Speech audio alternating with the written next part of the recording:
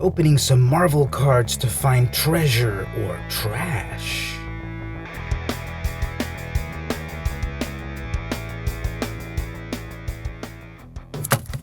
Hey everyone, it's VM Campos, comic book fan, Marvel Comics fan, Marvel Cards fan. In this video, I'm gonna open up 3 packs of the Marvel Universe cards and see if I find any good stuff. Spoiler alert, it's all good stuff, because it's Marvel cards from the 90s. Let's get to it. The 90s. The rise of the speculator boom.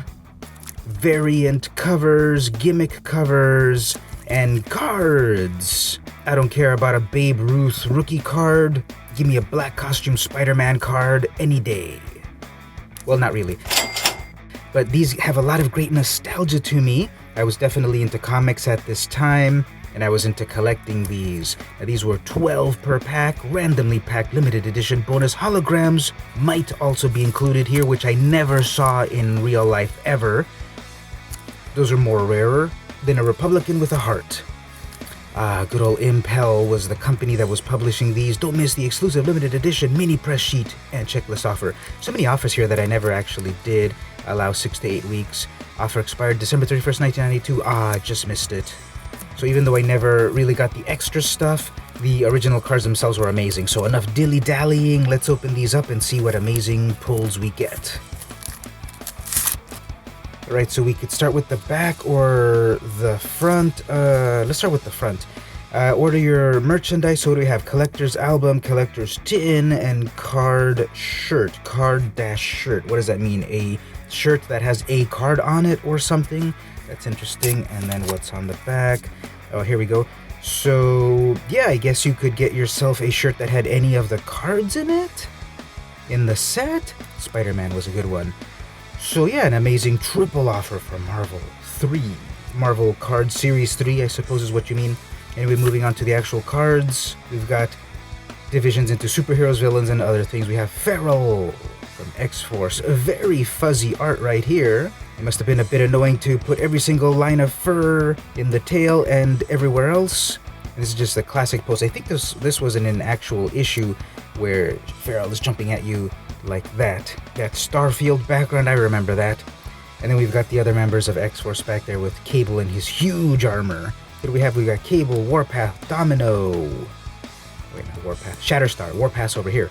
And, Megan.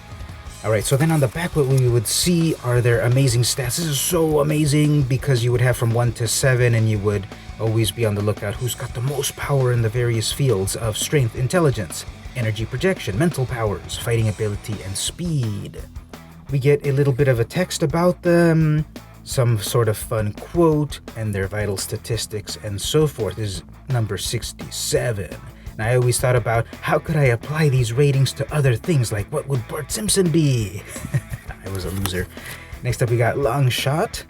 Now, did this ever say who the artists were? Marvel Entertainment, Feral Cone, Marvel. It doesn't quite say, but I think you can look them up somewhere about who the artists were. I think Ron Lim did some. I don't think this is Rob Liefeld, although that's a Rob Liefeld character, right? First appearance in New Mutants number 100. So obviously Neil Adams is the big name with Long Shot, but yeah, I'm not sure. I think there were signatures somewhere around on some of them, but that's back when Marvel and all of the companies didn't really want to give credit to their amazing artists, which sucks. And so here we have the powers of Long Shot. Check them out right there. The incredibly agile extra-dimensional alien is actually a synthetic humanoid created by the race of beings known as the Spineless Ones. Over on DC you got the Endless Ones, and at Marvel you've got the Spineless Ones. I just noticed something else over here. This has got a red number there for some reason, and that's a black number. There's all of these nuances that I don't know if they actually mean anything, but we'll go on. Oh, Megan. Okay, this one does have name over here. Mounts is the colorist, I believe. Now, real talk, I was a little boy in 1992, and this really appealed to me. This beautiful feminine form, the hourglass figure, the blonde hair, the superpowers flying. Even the cute little part of the costume down here on the feet was enjoyable, and then the subconscious subtle M in her costume plus the green. It was really attractive to me way back 30 years ago, and on a subconscious level it still is. I don't know anything about the character at all. I wasn't really reading Excalibur, but here's some information about her. Check out those powers there. I like the dream. It's worth fighting for. This is from Excalibur Special number 1, 1988. A dream of mutants and humanity living together in peace, of course. Black number over here. And we get, Sleepwalker. This was just, I think that's Barry Windsor Smith's signature. So this was the Marvel's answer to Sandman, and I think they even had like a subtitle like, dreamy but tough.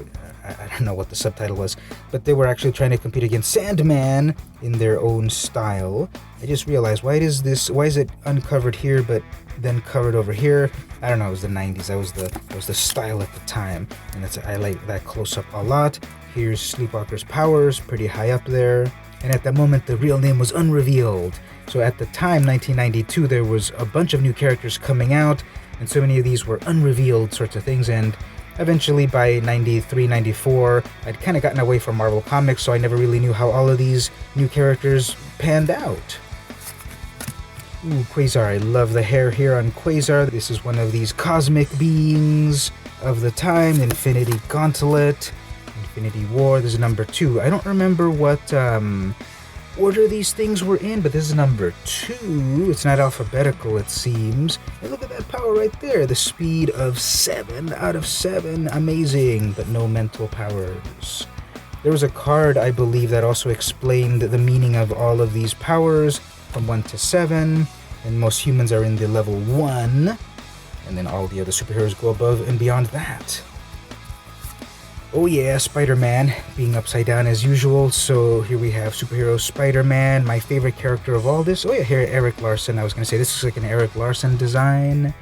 And I see the Eric Larson signature right there. Very cool. And here's Spidey's powers. 4 and 4 and 1 and 2 and 4 and 6. A man can't change his destiny, and I was born to be the Spider-Man. This is way back in 1964 with Amazing Spider-Man number 18. Get my favorite character of all. I still stand Spider-Man all these years later, and Marvel knew what's up. It's number 1 on the list. We got Alpha Flight. I really like the Alpha Flight costumes. They're just stark red and white, which of course fit with the flag of Canada. And we've got all the characters, but I don't really know the characters except North Star, who was actually Marvel's first openly gay character in that monumental issue. Alpha Flight number 106, I believe. There were 2 printings of it. It was just a monumental issue. And that was 30 years ago Marvel revealed their first gay character. And then so we've also got teams. So we have heroes and villains. Oh, I didn't actually get any villains. That's interesting. They're all just heroes. And then we've got division into teams. Alpha Flight. And then when we have a team, we have their base, Department H in Toronto, Canada. And here's the team leader, Guardian, first appearance, etc. A little bit about them. This is number 175. Oh, then we had this series of Origins, where it again recounted the character origins. And I see over here classic artist Mita. Just kidding, that's John Romita. John Romita doing the art on this one with Iron Man Mark Zero costume. And we've got the original cover right here. Tells us Suspense number 39, 1963. A little bit of text there about and how then started the spectacular career of the invincible Iron Man. Oh, these were the ones I really loved. The Cosmic Beings, Eternity. These ones just fascinated me. These characters beyond the mere experiences of mortal humans. Cosmic Beings, Eternity. So power ratings, look at that. It's basically all 7 except fighting ability. He's a pacifist, I guess. I am Eternity. Heed my message and remain silent, for none may speak when I am present. Strange Tales number 138, 1965. Eternity's very existence is known only to a handful of the most powerful beings in the universe, which means us, because we're looking at it right here in the card, so we're powerful beings. Yeah. Oh, we got the checklist over here. So all of the characters and things that you can get. This is number 200. What's the last? Yeah, number 200 is the last one. I thought there was also the power rankings, but I guess that was on the previous series. And the holograms again, which I never saw in real life ever. Oh, background painting by Joe Jusko. So this Starfield was by Joe Jusko. That's interesting because Joe Jusko would later do Marvel Masterpieces. Was it Marvel Masterpieces or Marvel Masterworks? But anyway, Joe Jusko would paint some amazing art in that card series. And then we've got a few more cards here. We've got Kree versus Skrull War. Okay, these are the wars. These are the big old events, the big old crossovers. This was a big one, definitely. Taking place in 1982, Avengers 88 to 97. We're going from 71 to 82, one of the big events of the Marvel Universe. Lastly, we've got another teams, and that's Excalibur. So, Union Jack, Lockheed, Nightcrawler. Yeah, I didn't really follow Excalibur too much. I didn't really follow the X books. It was all Spider-Man for me all the way down. Here's another pack. Adam Warlock. I always liked this costume. It was so 90s, and then Ron Lim was really involved in all of that cosmic stuff. So Adam Warlock's been around since, I think, 67. Amazing powers, tormented soul, a variety of different aspects to the origin, and then just the big crossover of Infinity War. Infinity Gauntlet, Infinity War, Infinity Crusade. Shadowcat, I keep forgetting, she was always Kitty Pryde to me, but Shadowcat was her superhero name. I didn't, again, really follow the X book, so I didn't really know too much about her, except I think I kind of knew her more as Kitty Pryde rather than Shadowcat. The powers are right there. To survive, you have to be better than the best. Superpowers alone aren't always enough. Back in Uncanny X-Men number 143, 1981. Currently with Excalibur. Currently in 1992. We got Havoc. This is a cool dynamic pose. Just jumping out of the frame. Powers there. Ooh, I got a lot of energy projection powers. This is the brother, Alex Summers is the brother of Cyclops. And I haven't noticed any others of these that are red colored here. So what does that even mean? Tell me in the comments if you know what that means. Team-ups, Captain America and Nomad. I didn't really read Captain America at that time either. I didn't really know too much about the characters. Nomad was a version of Captain America after Steve Rogers left. Became Nomad, or was that Bucky? Yeah, I don't fully remember the whole plot of everything. Maybe it tells us something right here. Pause it, read it on your own. I really like the drawing of Captain America right there. And this happened in 1982. Some more team-ups, Ghost Rider and Daredevil. Oh yeah, this is Mark Texiera art. I always liked his style. It was very different from the rest of the Marvel artists. And this happened in 91 in one issue, Daredevil 295. The Man Without Fear and the Spirit of Vengeance joined forces to defeat the deadly group of ninja assassins known as the Hand. Ninjas, Daredevils, Flaming Skulls. Gotta love comics, right? Oh, classic Days of Future Past. This is just one of the big seminal storylines. It's a milestone of the Marvel Universe, 1981. Just this alternate timeline with this iconic comic cover. We got the team. Serpent Society is one of the villains. Again, I'm not really getting any villains over here. That's interesting. So, Serpent Society, don't know anything about these blokes over here. Secret headquarters in the south of Bronx, New York. Not so secret when you broadcast it on a card, eh? King Cobra is the team leader, first appeared in 1973. Although Captain America has foiled the Society's plans many times, he has never been able to permanently put it out of business. More teams, we got X-Factor, so X-Men, X-Force, X-Factor, Excalibur. All of those X's. I always thought Multiple Man was fascinating. So we got another Summers brother that is the leader of a super team. Now, the first appearance was in X Factor 71. What does that mean? The first appearance of Havoc or the first appearance of this team? And how are you going to be the first appearance of the team if you're in issue 71 of X Factor? I guess it's the latest incarnation because the first X Factor was like X-Men version 1.0, The Return, wasn't it? Something like that. Mad Thinker. Okay, the first supervillain that we have here, and just like a really bad one. I don't remember this character at all. What's up with this rock guy or whatever? Clam guy? I have no idea who this villain is over here.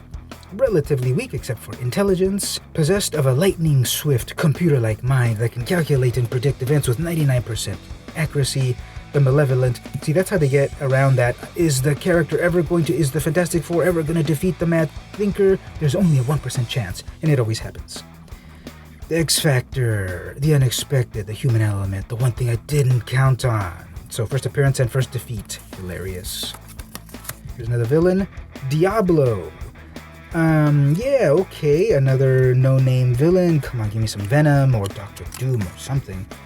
And we've got another one of these intelligent. See, this is how these villains get through things. It's not about their powers, it's about their intelligence. Do you have any idea the difficulty it is to create a new body parts from scratch? Alpha Flight 103, December 91.